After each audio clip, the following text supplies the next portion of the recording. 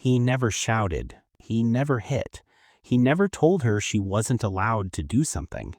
But somehow, she stopped laughing the same way, stopped sharing her opinions, stopped being herself.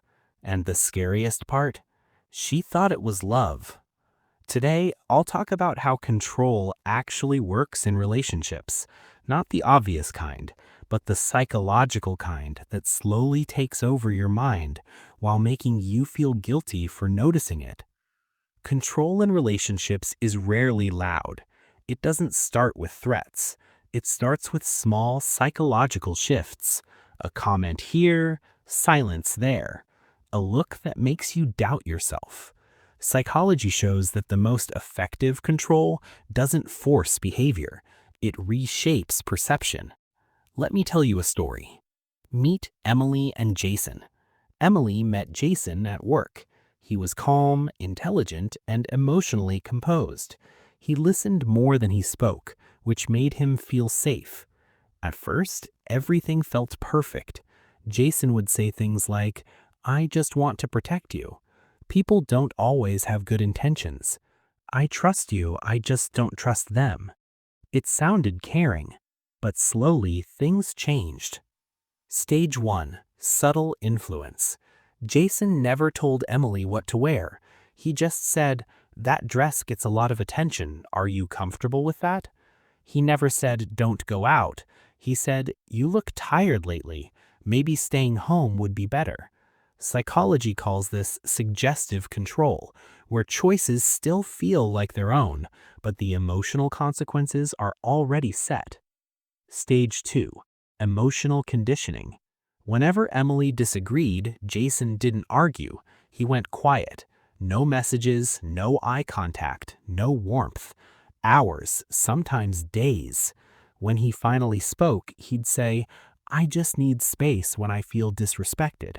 So Emily learned something without being told. Disagreement equals emotional loss. This is known as negative reinforcement. Behavior changes not because of punishment, but because affection is removed. Stage 3. Self-doubt begins. Over time, Emily started questioning herself. She'd think, maybe I am overreacting. Maybe I am too sensitive. He's calm, so I must be wrong. Jason often said, "I never said that.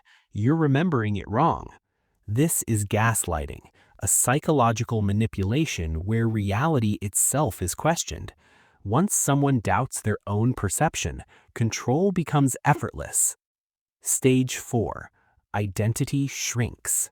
Emily stopped sharing things Jason didn't like, stopped seeing friends who misunderstood him, stopped expressing emotions that caused silence, not because Jason demanded it, but because peace became conditional. Psychology calls this self-silencing behavior, a major predictor of emotional dependency. Why this works.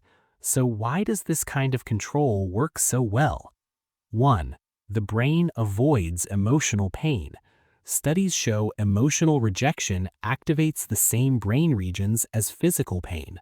So when love is withdrawn, the brain panics and starts adapting to avoid that pain again.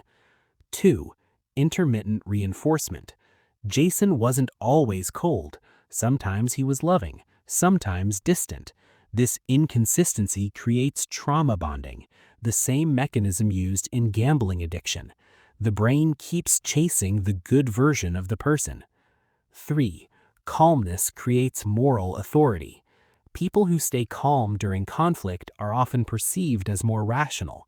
So when one partner is emotional and the other is controlled, the calm one automatically appears right, even when they're manipulating. Psychology facts about control.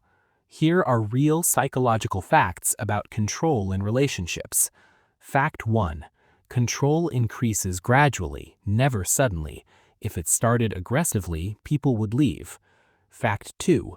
Emotionally controlling partners often believe they're protecting the relationship, not harming it. Fact 3. Silence can be more controlling than shouting because it forces the other person to regulate both emotions. Fact 4.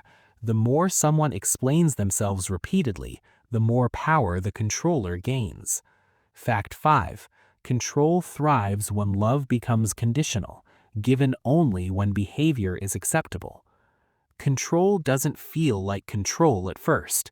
It feels like care, concern, calmness. But real love doesn't require shrinking yourself to keep the peace.